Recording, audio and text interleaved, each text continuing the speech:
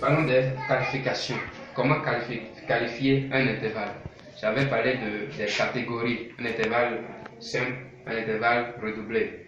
Mais ce n'est pas encore qualifié. Mais ce que j'avais dit, ça nous permet de comprendre quelque chose. Quand j'appelle le nom d'un intervalle, ça me donne d'indications sur un nombre. Par exemple, je dis seconde. La seconde, ça me fait penser au chiffre 2. Maintenant, 2 là, ça veut dire qu'à l'intérieur de cet intervalle de seconde, je retrouve 2 degrés. Ça dit 2 notes. Quand on dit degré, c'est pour indiquer un son. C'est pour indiquer un son.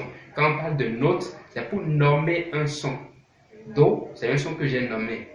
Tonique, c'est un degré qui veut dire premier son. Maintenant, donc, quand j'appelle le nom d'un intervalle, je dois pouvoir savoir le nombre de degrés que cet intervalle-là contient. Maintenant, pour qualifier l'intervalle, j'ai écrit ici 5 qualifications. Majeur, mineur, augmenté, diminué et juste. Il y en a plus. Dans les livres anciens, on trouve des qualificatifs sus, augmenté et sous-diminué. Ce n'est pas très important. Les choses qu'on garde, ce sont majeur, mineur, augmenté, diminué et juste. Bien, pour comprendre comment ça se passe, je prends les degrés justes. Il y a des degrés qui sont justes naturellement. On a la quarte juste et puis la quinte juste. L'octave aussi est juste, je crois. Bien, quand je prends une quarte juste, comment retrouver les autres qualifications?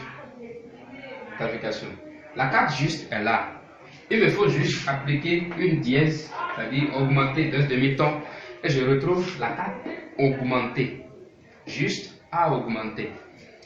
J'ai la quarte juste, je fais un bémol, je viens en arrière d'un demi-ton. Là, je retrouve la quarte diminuée. Ainsi, je viens de parler des qualifications augmentée et diminuée. Pour comprendre les autres, on prend les autres degrés. Les autres degrés qui ne sont pas justes. Alors, je choisis une tierce. La tierce, je reviens ici. Ici, c'est l'exemple de la quarte et de la quinte. Ici, je prends une tierce. Et ça peut être l'exemple aussi de la seconde, de la tierce, de la sixte et de la septième. Voilà. La tierce. Je prends par exemple une tierce majeure. Souvent, dans la gamme majeure, on a les degrés majeurs et les degrés justes. Donc, je prends la tierce majeure. Ça veut dire qu'il y a combien de degrés? 3 degrés dans cet intervalle-là. Bien, on oublie majeur d'abord. Quand on dit tierce, à l'intérieur, il y a 3 degrés. On a qualifié ça de majeur. C'était déjà majeur. Là. Donc, un intervalle majeur. Mais je peux vous dire